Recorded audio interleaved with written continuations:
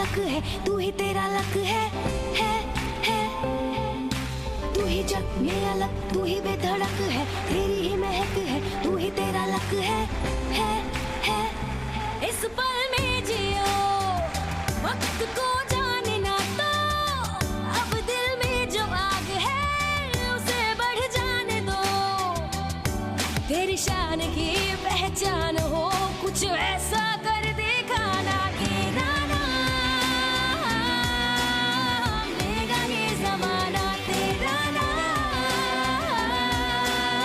लेगा ये जमाना।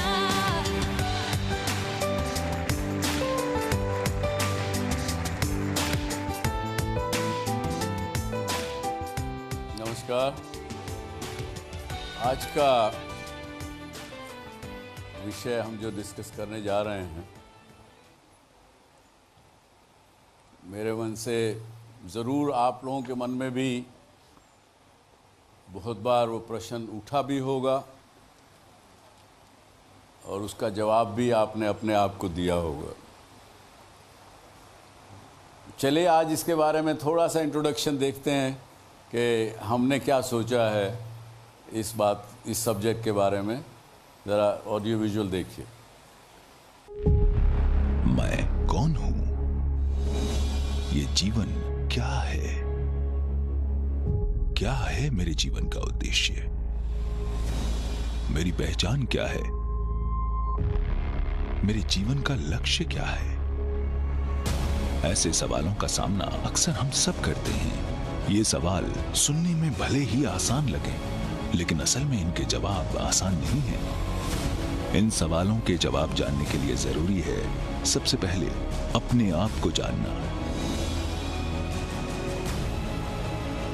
अपनी अंतरात्मा की आवाज सुनना, क्योंकि ये एक सवाल नहीं, अपने आप में एक जवाब है। अपने आप को चुनौती देने की हर कोशिश अपने आप को जानने का एक प्रयास है। जी, क्या लगा आपको? आपके मन में क्या आता? आपसे ये प्रश्न पूछता हूँ, जब आपको ये प्रश्न पूछा जाए कि आप कौन हो, आप क्या जवाब देंगे? Sir, I think I am a learner. बचपन से मैं सीख रही हूँ, कुछ कभी खाना सीख रही हूँ, कभी चलना सीख रही हूँ, बोलना सीख रही हूँ, पढ़ना। अभी MBA में पढ़ रही हूँ, वो भी सीख रही हूँ, एंड आगे जाके जॉब में जो काम होगा वो सीखूंगी। तो for me I am a learner. You are a learner. Yes sir. You will not call your name yourself that you are, what is your name? Sir, my name is Shrutapa Datta. Shutapa Datta. Yes, sir. So, वो क्यों नहीं कहते कि मैं शुतपा दत्ता हूँ? नाम जो है वो केवल व्यावहारिकता को पूरा करने के लिए अपना नाम दिया गया, समाज ने नाम दिया, माता पिता ने नाम दिया, वो व्यावहारिकता के रूप में नाम है। अगर नाम ही एक सत्य होता तो किसी समय में आपको, जैसे उन्होंने लर्नर कहा, स्पोर्ट्स में आगे बढ़ते हो तो टेलीविज़न पे आता है athletes of so and so college one so and so thing. उस समय आप एथलीट हो। कभी आप जब अच्छे मार्क्स लेके आपका वजीफ़ा मिला तो यू आर डिस्टिंक्शन के में पास हुआ आदमी है। तो अलग अलग जगह वो बदलता नहीं, पर बदलता है वो। जब हम बात करते हैं कि मैं कौन हूँ, सबसे पहले आत्म विश्लेषण करना बहुत ज़रूरी है। अपने बारे में समझना बहुत ज़रूरी है। अपने बारे में समझने के लिए रास्ता स्पिरिचुअलिज्म भी हो सकता है। अपने बारे में समझने का आध्यात्म भी एक शिक्षा भी एक साधन हो सकती है। और जीवन में हम बात करते हैं कि मैं कौन हूँ, ये प्रश्न तो जीवन पर्यंत चलता रहेगा, लेकिन शुरुआत से लेकर हर बार चेंज भी होता रहता है, एटीट्यूड भी चेंज होता है। उस दौरान हम सीखते भी बहुत कुछ है और सही प्रश्न कई बार मिलता है, कई बार नहीं मिलता है। लेकिन मुझे लगता है कि रेगुलर प्रोसेस चलती है और इसके लिए निरीक्षण करना बहुत ज़रूरी है अपने आप में, और रेगुलर वे में हमें करना पड़ता है ये सब कुछ। जी, हु एम आई? सर, जब भी मैं क्वेश्चन सोचता हूँ, जैसे अगर मैं अपनी बैक स्टोरी, मतलब बचपन से जैसे हम लोग सोचते हैं, बचपन में हमारे बड़े बड़े डिज़ायर्स होते हैं, काफ़ी बड़े बड़े desire, use to dream big. लेकिन जैसे जैसे हम बड़े होते हैं, हम सराउंडिंग को देख के अपने आप को कॉम्प्रोमाइज़ करने लगते हैं थोड़ा। ऐसी मेरी थिंकिंग है कि मतलब मेजॉरिटी लोग जो कर रहे हैं, हम तो you are kind of a collection of desires. Yes, sir. Huh? Yes. That is what you are. Sir, yes. And later on, what you said? Sir जैसे जैसे हम बड़े होते हैं हम सराउंडिंग की तरह अपने आप को ढालने लगते हैं, बट सर जितने भी एंटरप्रेन्योर्स और मोटिवेशनल स्पीकर्स के हम वीडियोस देखते हैं उसमें एक चीज़ बोली जाती है always, dream big dream big dream big and तो उसके बाद ड्रीमर बन जाते हैं आप। यस। गुड जी। मेरा नाम दीपेंद्र चंद्र झा है। ये नाम मुझे दिया गया है, बट एक्चुअली मैं who I am is not this body. I am not this body, I am the part and parcel of supreme personality of God. In a way I am आत्मा ऑफ अ परमात्मा। I am derived from that. बहुत अच्छी बात, बैठिए। अच्छा, सो अब एक बार राजा जनक को जब वो एकदम लड़ाई लड़ने के लिए गए, वहाँ पे बुरी तरह से हार गए, जख्मी हो गए, मरने की स्थिति में पहुँच गए, तभी उनकी आँख खुली। अपने गुरु को बुलाया कि महाराज भगवान, मैंने इतना सपना देखा, ऐसा सपने में मेरे साथ ऐसा हुआ, तो क्या वो सच था या अब जो मैं देख रहा हूं ये सत्य है? तो इसलिए ये एक सच्चाई ये है कि हम मनुष्य कभी भी एक 3 स्थितियों में जिंदा रहता है। एक स्थिति है जो अब हम हैं, अवेकन, वी आर अवेक। इस समय मैं डॉक्टर सुभाष चंद्रा आपको लेक्चर दे रहा हूँ, डीएससी शो कर रहा हूँ, आप मेरे को सुन रहे हैं, आप स्टूडेंट हैं, आपके जो हैं, आपको पता है आज के जीवन में जो आप कार्य कर रहे हैं, आप टीचर हैं, कोई कुछ है, कोई कुछ है, सब इस अवेकनिंग स्टेज में हम जो हैं वो हमको अभी पता है। ठीक, एक स्थिति, दूसरी जिंदा में जो रहते हैं हम, ड्रीमर स्टेज, ड्रीम्स अवस्था। ये बॉडी जब हम सोते हैं हम ड्रीम करते हैं।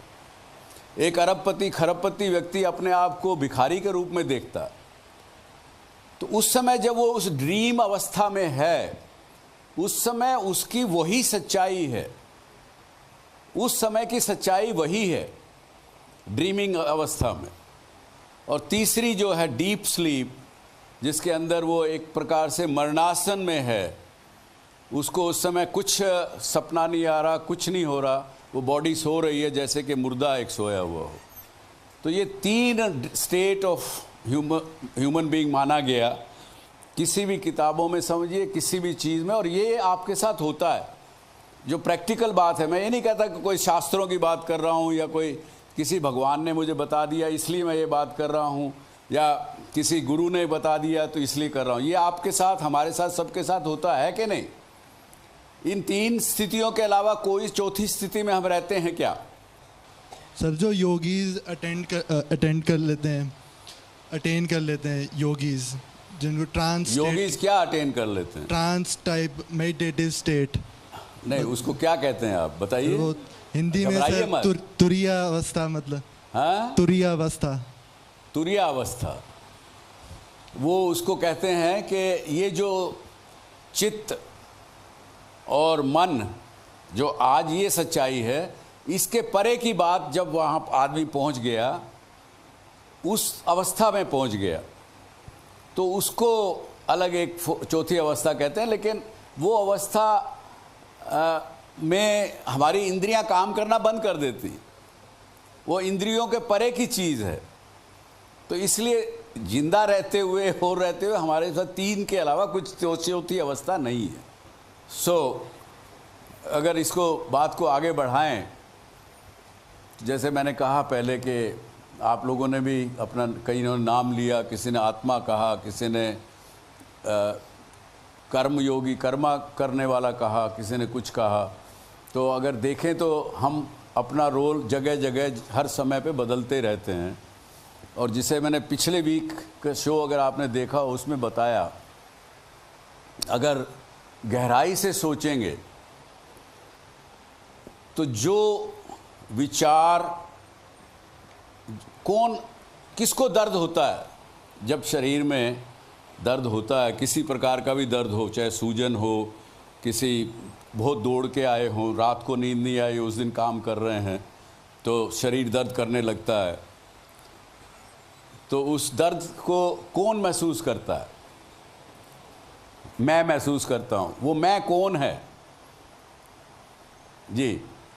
वो मैं कौन है? मैं वो अगेन घूम के वहीं आ गए हम। चलिए बताइए। Mind in our body. हाँ, mind in body. Our mind in the body feels that pain. लेकिन ऐसे ही जो 6 इंद्रियां हमारी हैं, टच पॉइंट की 6 जो द्वार हैं, जो वो सब जो चीज़ें हैं, उन पर जो जो चीज़ें होती हैं, उस पर जो रिएक्शन हम करते हैं, वो एक्चुअली जो विज्ञान जो जागता है, जो उसको बात को सुन के उसको कहता है कि कुछ आया, वो विज्ञान आपका जो है वो एक मैं का रूप है। मैं यानी ये जो 3.5 हाथ की काया, हार्ड मास का पुतला, ये मैं नहीं है। और ड्रीम स्टेज में भी जब आप जाते हैं तो वो भी एक रियल अवस्था है, उसको भी आपका जो ड्रीमिंग माइंड है वो महसूस करता है। जो प्रैक्टिकल लाइफ है, जो हम लोग सांसारिक व्यक्तियों की वो है, उसमें तो ये मानना पड़ेगा कि जो हम बनना चाहते हैं, जैसे हम जाना चाहते हैं, वैसे कर्म करेंगे हम तो वैसे ही जाने जाएंगे। और उसके लिए हमको अपना लक्ष्य निर्धारित तय करना पड़ेगा और उस पर काम करते रहना पड़ेगा। तो कर्म भी बीच में आ गया, आपकी चॉइसेस भी बीच में आ गई, और जितनी और बातें आप लोगों ने अलग अलग जगह से अलग अलग तरह से कही, वो सब इसके अंदर समाहित हो जाती। अगर अध्यात्म के रूप से देखें तो केवल जो हमारा विज्ञान 6 इंद्रियों के हैं, जो हमारे साथ घटता है, उसके ऊपर जो रिएक्ट करता है वो विज्ञान करता है, उसी को ही मैं कहा गया। जहाँ आप अच्छे कर्म करने लगते हैं, कुछ लोगों को देने की भावना रखने लगते हैं, जहाँ आपके मन में करुणा जागती है, जहाँ जैसे पिछले हफ्ते आपने देखा होगा शो में, एक गुप्ता जी पुराने 85 वर्ष के पुराने बुज़ुर्ग गरीबों को ऑल इंडिया मेडिकल इंस्टीट्यूट के सामने सामान बांटते हैं, खाना देते हैं, सब करते हैं। जब उनकी वो भावना में चले गए तो उनका मैं मेरा ख़त्म हो गया। ये मुझे लगता है कि ऐसे आदमियों का, ऐसे व्यक्तियों का उसमें चेंज हो जाता है। इसी प्रकार से अगर आप देखेंगे तो आज हमारे इस बीच में इसी प्रकार की एक शख्सियत हमारे साथ में हैं, श्री रवि जी कालरा। इनको कहा गया no honking man of India. इन्होंने एक हफ्ते के अंदर 1 लाख कारों के ऊपर स्टिकर लगाए कि डोंट हॉन्क, नो हॉन्किंग।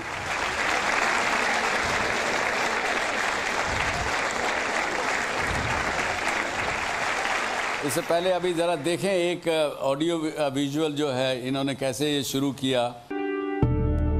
मेहनत इतनी खामोशी से करो कि सफलता शोर मचा दे। रवि कालरा, वो शख्स जिन्हें लोग no honking man of India के नाम से भी जानते हैं।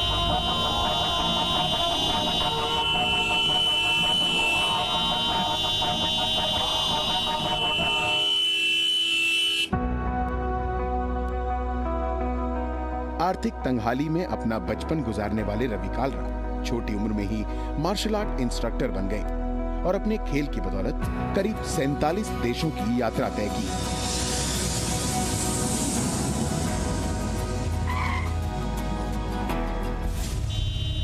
दूसरे देशों से तुलना करने पर रवि को महसूस हुआ कि कैसे ध्वनि प्रदूषण भारत के लिए एक बड़ी चुनौती बनता जा रहा है।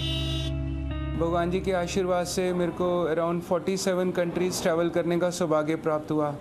तो मैं जिस भी वेस्टर्न कंट्री में गया, मैंने वहाँ कभी हॉर्न बजते नहीं देखे। उल्टा वहाँ तो क्राइम की तरह इसको देखा जाता है, हॉर्न बजाने को।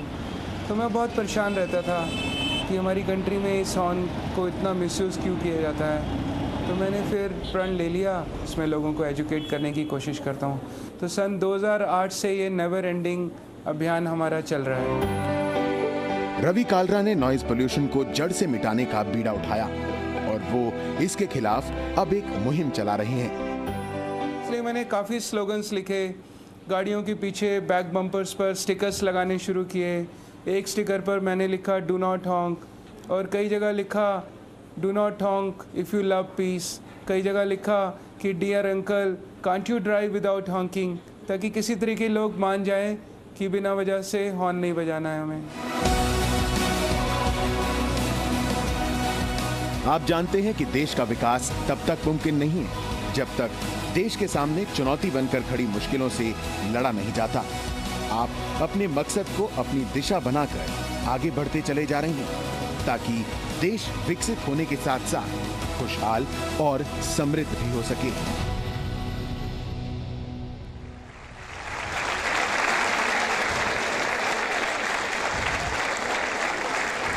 ये आपके मन में विचार कब से आया, कैसे आया कि you became no honking man of India? Actually sir, ये मुहिम मैंने सन 2008 में शुरू की और बिल्कुल निस्वार्थ भावना में, और मैं पास में काफ़ी कंट्रीज़ मैंने ट्रैवल किया। वैसे तो बहुत गरीब परिवार से थे, लेकिन लाइफ में बड़ी ईमानदारी और मेहनत से मैंने अपने सारे अचीव किया अपने टारगेट्स, और कोई अराउंड 47 कंट्रीज़ मैंने ट्रैवल किया। लेकिन किसी भी सभ्य कंट्री में जाता था तो मैंने कहीं भी वहाँ हॉर्न बजते नहीं देखे, तो मैं बड़ा परेशान रहता था कि हमारे देश के अंदर जो अननेसेसरी व्हीकल हॉकिंग है। हाँ जी, यू आर मिसिंग समथिंग। जो आदमी को नॉइज में रहने की आदत पड़ जाए और उसको अचानक आप शांति का वातावरण दे दो, हाँ जी, तो वो कहेगा अरे हुआ क्या, समथिंग इज मिसिंग। जी सर, बिल्कुल। मैंने ऐसे रियलाइज़ किया कि हमारे देश में जो हॉकिंग की डेफिनेशन है वो बिल्कुल ख़राब हो चुकी है। वो इतनी ख़राब हो चुकी है कि हम एम्बुलेंस को भी जगह नहीं देते। और फॉरेन के अंदर ऐसे है कि अगर आपने गाड़ी का हॉर्न बजाया तो आपके आगे जाने वाली 5 गाड़ियाँ आपको साइड दे देंगी। उनको लगता है कि आपकी गाड़ी में मरीज है, इसलिए आपने हॉर्न बजाया और आपको हक चाहिए आगे निकलने के लिए।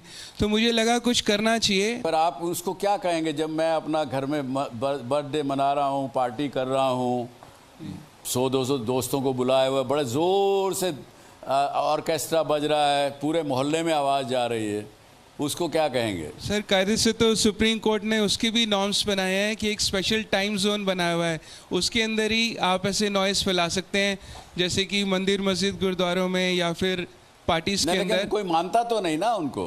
ये मानना चाहिए, तभी देश का बुरा हाल हो रहा है इस समय कि हम सब मानते ही नहीं है कानून को। अल्टीमेटली आप जो घर बैठे देख रहे हैं इस DSC शो को, आपको मैं बताना चाहूँगा कि ये हम और आप हैं जो वातावरण के अंदर पोल्यूशन फैलाते हैं। ना कि इस देश में कानून हैं, इस देश की सब व्यवस्था है, और आपके मेरे मन में भी आएगा जब हमको कुछ अच्छा कान में आवाज़ जब प्रेशर से आती है, वो हमें भी बुरा लगता है, तो क्यों हम फिर बार बार करते हैं। इसलिए हमारे देश के प्रधानमंत्री ने क्या कहा, हर भाषण में वो कहते हैं कि जब तक इस देश के 125 करोड़ लोग अपने आप का लक्ष्य तय नहीं करेंगे किसी न किसी चीज़ का, तब तक देश सरकार के भरोसे सुधर नहीं सकता।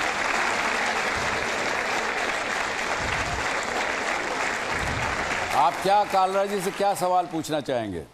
सर, आपका ये काम सुन के बड़ा अच्छा लगा, हम जैसे यूथ को प्रेरणा मिली, लेकिन आपको ये सब करने के लिए आपके पास फाइनेंस वगैरह कहाँ से आता है बेसिकली?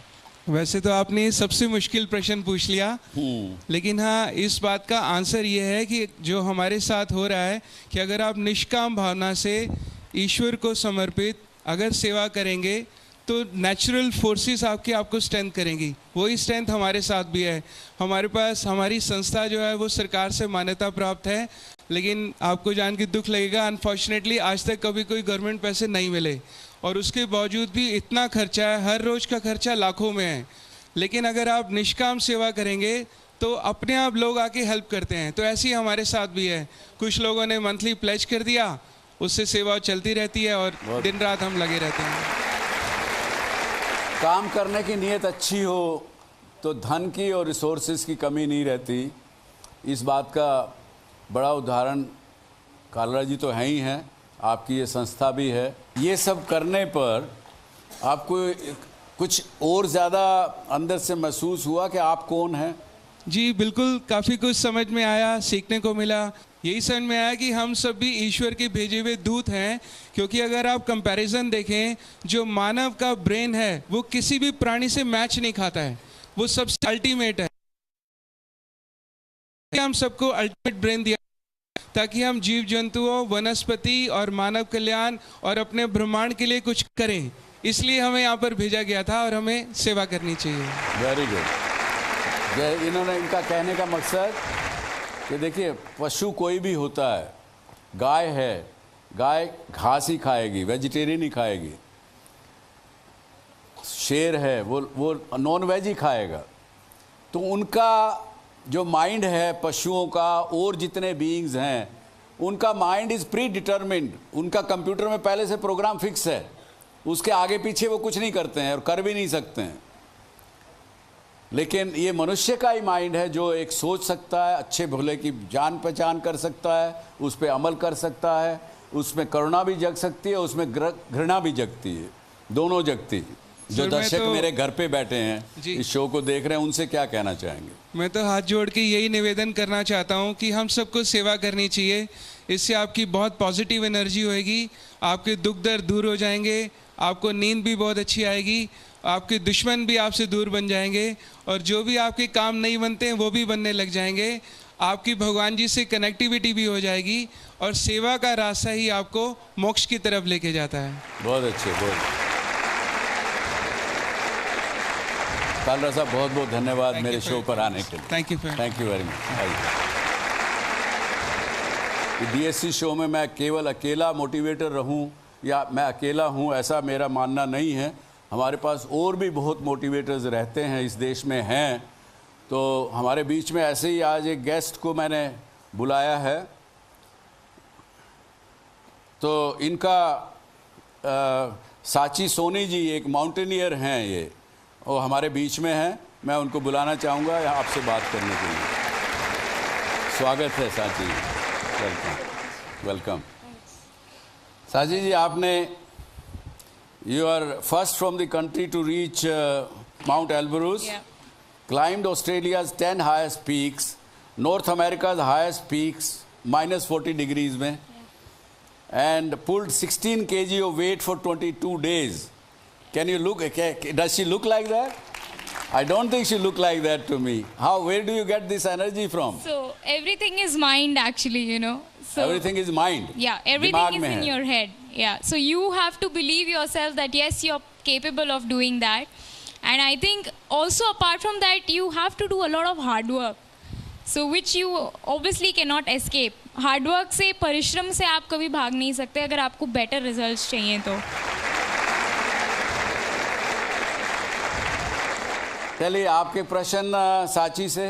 My question was कि how do you get motivated to like this is a very tough task you have to do, climbing mountains in such low temperatures. So how do you get motivated from your family or friends or so? Well, I really think when you talk about motivation, first of all, if you're doing something that you love, motivation अपने आप आ जाएगा. Secondly, I really think family and the society, they play very important role because अगर family का support and strength होता है तो आप automatically mind में कहीं ना कहीं सोचते हो. Because जब मैं पहाड़ चढ़ती हूँ तो ऐसा भी होता है, एक महीने तक मैं अपनी मम्मी से बात नहीं कर पाती हूँ, पापा से बात नहीं कर पाती हूँ, तो मम्मी ज़रूर चिंता में रहती है क्योंकि आजकल इतने एवलांच एंड अर्थक्वेक्स वगैरह आ रहे हैं. तब मेरी सिस्टर, छोटी बहन जो है, वो आके मम्मी को बोलती है कि mummy no news is good news, so just relax. And then जब मैं अचानक से जैसे ही नीचे आती हूँ, मम्मी को फ़ोन करती हूँ, then she is so happy that कैसा रहा, कैसा ये सब, यू नो. तो इट्स लाइक दिस.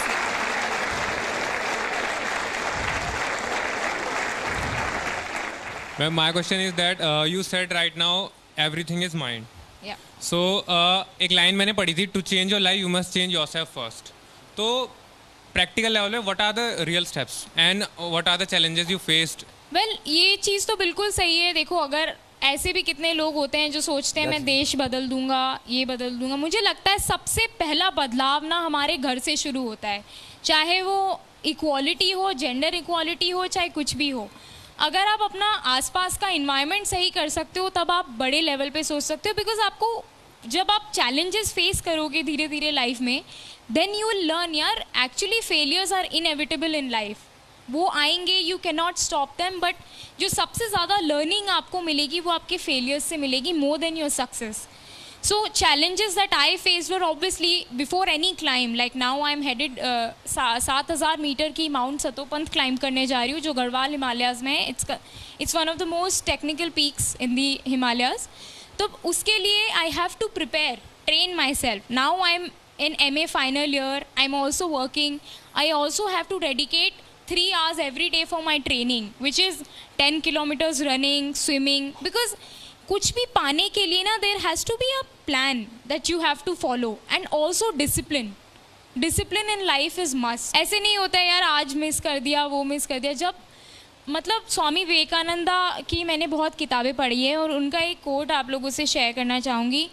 जब आप कोई एक एम अपनी लाइफ में ले लेते हो ना, तो dedicate everything to that, every nerve, mind, body, everything to that. And देखना आप, बहुत अच्छी बात है, बहुत अच्छी बात. ऐसी कोई चीज़ नहीं होगी जो इम्पॉसिबल लगेगी आपको लाइफ में. अपने परिवार के अलावा आप किससे सलाह लेती हैं अगर आपको कोई कहीं फंस जाए, कोई अटक जाए, कोई आपके टीचर और ये कोई हैं, या किससे सलाह लेती हैं आप अगर कहीं उलझ जाएं मन में, दिमाग में, किसी और बात में? कभी जो जितनी क्विकली आप माउंटेन पे पहुंचना चाहते हैं नहीं पहुंच पाए, कभी नेगेटिविटी भी मन में आ जाती है, तो कभी थक जाती हैं. वहाँ पे आपके पास ये लगता है मन में कभी कि यार काश ये मैं माउंटेन पे अब पहुँच गई होती, इतना थक गई हूँ, अब तो कुछ आराम करने को मन कर रहा है, कुछ ऐसी स्थिति होती तो फिर क्या सोचती है? वेल फ़िलहाल तो मतलब ये ज़रूर होता है, बिकॉज दिस इज़ नॉर्मल. आप किसी भी स्पोर्ट्स में हो आप थकोगे, लेकिन वो जो एक एक्साइटमेंट और एक जो इच्छा शक्ति होती है ना कि मुझे जाके ऊपर अपने तिरंगे को लहराना है, वो एक इतनी स्ट्रॉन्ग इच्छा शक्ति होती है. तो ये सब जो डिफ़िकल्टीज़ आप फेस करते हो वो इतनी कुछ बड़ी लगती नहीं है. एंड एक्चुअली पता है मैं एक ऐसी तरीके की कैरेक्टर बन चुकी हूँ कि मुझे ना बिना डिफ़िकल्टीज़ के कुछ अब इंजॉय नहीं आता है. अरे वाह, तो आई बहुत रियली अच्छी लाइक बात. Difficulties. Difficulty has become a way of life for you. Absolutely. चलिए एक और प्रश्न आपका. Excuse me, ma'am. Ma'am, when did you start this career and how? So I was 7 when I started mountaineering with my father, and then when I was 19 I got the opportunity to climb Mount Everest in 2013, and then later on I kept on getting the opportunities, and also I had this thing in mind. एक और चीज़, पहाड़ बुलाते हैं. मुझे लगता है nature के सामने आप इतने छोटे होते हो हमेशा, तो हमेशा नतमस्तक होके रिस्पेक्ट के साथ जो लोकल्स हैं, जो भी आपके साथ सपोर्ट टीम में हैं, सबको एक दूसरे को मोटिवेट करते हुए हम ऊपर पहुंचते हैं. यही बात पहाड़ों के बारे में जैसे साची ने कहा, उसी तरह से समुद्र भी वैसे ही बुलाता है. Absolutely. समुद्र के नीचे भी जो स्कूबा डाइविंग करने वाले लोग होते हैं, उनको भी वहाँ नीचे जाके जो कैसे हारमनी में लोग रह रहे हैं, कैसे हारमनी में सब कुछ चल रहा है, एक सिम्फनी की तरह से सब चीज़ चल रही है, इसका आभास होता है. अगर हम अपने पेरेंट्स को कहें कि हमने ये चीज़ करनी है, तो दे जस्ट से कि हाँ आप अपनी स्टडीज़ पे फोकस करो, ये बाद में कर लेना, ये कभी और कर लेना. Sir we don't get that type of support. तो उस चीज़ के लिए हम कैसे मैनेज कर पाएँ? सी आई रियली थिंक सबसे पहले तो जब आप मल्टीपल चीज़ों में होते हो ना, like one of my friend share this fact that you actually develop new brain cells, which is very good for you. And secondly, regarding like about the studies, I think I was the best student consecutive 3 years. I was good at studies and also in my co-curricular activities. लेकिन ये भी ना without support of my teachers wouldn't have been possible. So I think teachers and friends and everyone have played important role. And parents, देखो आजकल मुझे लगता है चीज़ें बदल रही है. There is positivity. Parents ने सीखा है कि physical fitness अपनी life में बहुत ज़रूरी है. तो बिकॉज पहला सुख निरोगी काया, अगर आप फिट हो तो आप खुश रहोगे, मेंटली हेल्दी रहोगे, and then you will be able to focus on your work also. So I think आप अपने धीरे धीरे गोल सेट कर सकते हो, और ज़रूरी नहीं है कि आप एकदम से अपना पैशन फाइंड आउट कर लोगे. देयर विल बी टाइम्स यार एक बार ही कुछ सेटबैक आएगा, एक बार ही कोई फेलियर आएगा, लेकिन अल्टीमेटली ना वो जो इनर कॉल होती है ना, जो आपको एक्साइट करती है, उसको सुनो, वो आपको आपके मेन मकसद तक लेके जाएगी. दूसरी एक बात और मैं साची की ऐड करना चाहूँगा. साची ने जो कहा वो बड़ा वैलिड बात है. जब आप देखिए आज ह्यूमन ब्रेन हम जो जितना इस्तेमाल करते हैं, शायद जितनी कैपेसिटी हमारे ब्रेन की है उसका 10% भी हम इस्तेमाल नहीं करते हैं. ये करेंगे, अपना माइंड को विकसित करेंगे, उसका यूज़ करना ज़्यादा इस्तेमाल, जैसे उन्होंने कहा कि मेरा दिमाग अपने आप उसके अंदर ब्रेन सेल और खुलते चले गए, तो ये होगा आपके साथ। जी, what is your message to my viewers sitting at home? Well, for viewers, I think, you know, there is nothing which can stop you. You just have to follow your inner call and just give your 100%. जो भी करो अपना पूरा दिल के साथ, अपने तन मन धन लगा के करो। और आई थिंक कर्म ही एक सबसे बड़ी, कर्म योग जिसे कहते हैं, कर्म एक ऐसी चीज़ है, it will work as a meditation for you people. Actually में आप लोगों को कहीं इधर उधर मोटिवेशन ढूंढने की ज़रूरत नहीं है। एक्चुअली जो बिगेस्ट मोटिवेशन है वो आप खुद हैं। आपको बस अपने आप को सुनना है। आई थिंक आजकल बाज़ार में, समाज में बहुत क्लटर्ड इन्फॉर्मेशन आपको मिलेगा, लेकिन एक कॉन्शियस होता है हमारा जो आपको हमेशा बोलेगा, चाहे आप कुछ भी गलत काम करेंगे वो आपको हमेशा एक आवाज़ देगा। उसको सुनना शुरू कीजिए, वो इतना स्ट्रॉन्ग बन के आएगा and you have the infinite power. Very good, बहुत बहुत साची, बहुत बहुत धन्यवाद। आप आए यहाँ पे, हमारे लोगों को, यहाँ इन लोगों को भी, और जो घर पे बैठे आपको देख रहे हैं उनको मोटिवेट किया। बहुत धन्यवाद, thank you, all the best. आज की क्या लर्निंग हमारी, कौन बताना चाहेंगे? सर, शो की स्टार्टिंग में आपने जैसे बोला कि बहुत वास्ट कॉन्सेप्ट है, आप क्लियर नहीं हो कि आप कभी माँ हो, कभी आप बहू हो, कभी आप बेटा हो, कभी आप एक देशभक्त हो। सर, मैं यहाँ बैठ के इतनी देर से ये सोच रहा था कि आखिर कहाँ से हम शुरुआत करें। हम अपने बचपन से शुरुआत करें कि मैं कौन हूँ। आपने पिछले शो में कहा था कि अपने प्रेजेंट से सीखो, तो सर क्या मैं प्रेजेंट से स्टार्ट करूँ कि मैं कौन हूँ, या फिर सर मैं अपने फ्यूचर को देख के सोचूं कि मैं क्या बन सकता हूँ? तो सर इसके बारे में मैं क्लियर नहीं हूँ सर, इससे आपसे। बड़ा अच्छा प्रश्न है आपका, वेरी गुड। जैसा मैंने पहले कहा आपको, पहले तो आप क्या बनना चाहते हैं, कैसे आप अपने आप को जाना लोगों को जनाना चाहते हैं, वो तय करिए और उसके लिए काम करना शुरू करिए। और काम करना कहाँ से?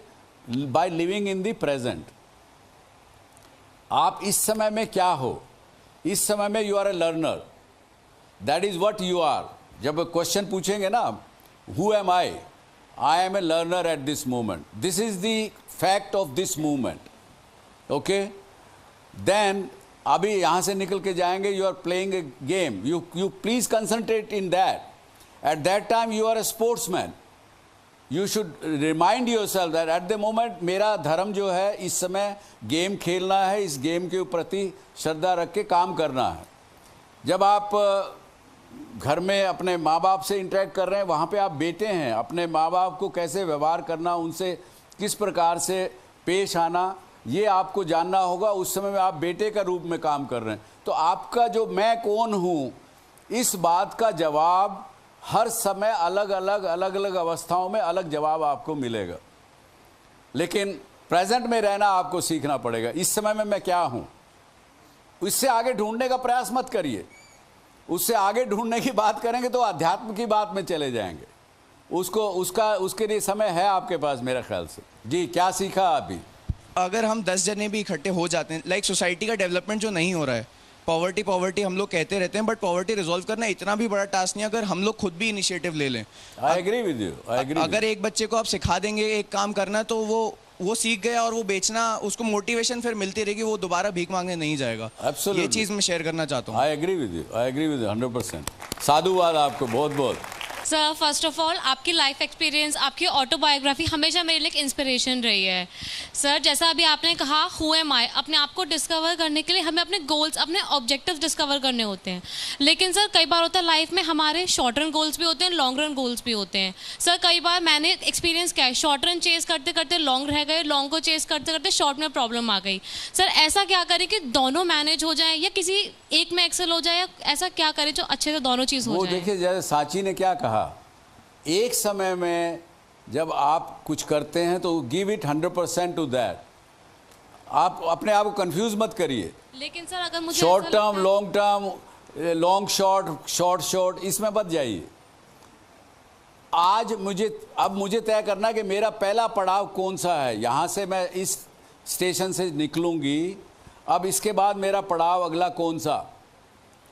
उस पड़ाव पर पहुँच गए आप, और उससे आगे जब चलना है तब वहाँ तय करिए कि अगले पड़ाव पे कहाँ जाना, तो कन्फ्यूजन नहीं होगा। कन्फ्यूजन नहीं हुआ तो फिर ये दुविधा नहीं मिलेगी आपको। तो आज की बात का कंक्लूजन यही कि आप हर डिफरेंट समय में डिफरेंट हो। कोई एक एंटिटी के नाम से अपने आप को आप नहीं जान सकते, ऐसा मेरा मानना है। और दूसरा, जितना कुछ देने जानने की भावना अगर जहाँ तक होगी आपकी, जैसे कि कालरा साहब को देख के आपने किया, तो उसमें आपकी भावना और ज़्यादा क्लियर होगी अपने आप के बारे में भी, अपने आप को पहचानने में भी। और तीसरा, जो जैसे सांची ने कहा कि जो करो उसको 100% करो, उसके बारे में 99.99% मत करो।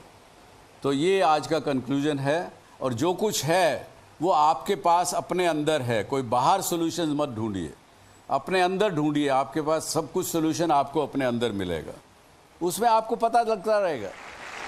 बुलाना चाहूँगा Shri Nandkishore ji Garg, chairperson of this university, to say a few words to my audiences and to all of you as well. सहज बनो, सरल बनो, सीखने की इच्छा रखो, रास्ते अपने आप खुलते चले जाएंगे। और इसके 2 उदाहरण अभी आपने देखे, और तीसरे स्वयं भाई सुभाष जी हैं। तो आप, मैं समझता हूँ कि जीवन में कोई न कोई रोल मॉडल होना चाहिए। पहले होते थे, हम जब पढ़ते थे स्कूलों में, पिछले 20 साल में रोल मॉडल केवल शाहरुख खान और ये खान और वो खान हो गए, और बाकी सबको हमने भुला दिया। मैं समझता हूँ कि एक बहुत मीडिया के माध्यम से संस्कारों को जीवित करना, और कैसे आज इस एक शो में मैंने देखा सुभाष जी एक बुजुर्ग के पैर छू रहे थे। तो ये जो संस्कार फिर से जागृत हो जाएं इस शो के माध्यम से, मैं भगवान से प्रार्थना करता हूँ कि सुभाष जी को अधिक शक्ति दें, अधिक सामर्थ्य दें कि 700 करोड़ लोगों का, जैसे भी पता है 7.6 इनकी रीच तो सब तक हो सकती है, उन सब तक रीच हो, और ये पूरा विश्व एक ऐसा परिवार की तरह बन जाए। वसुदेव कुटुंबकम की जो हमारी धारणा है वो पूरी हो। मैं पुनः अपने सारे महाराजा अग्रसेन परिवार की ओर से, क्योंकि वो भी उसके हिस्से हैं, परंतु फिर भी पूरी टीम को बहुत बहुत धन्यवाद करता हूँ। जय हिंद। चलिए, इसके साथ ही आप सबको बहुत बहुत धन्यवाद।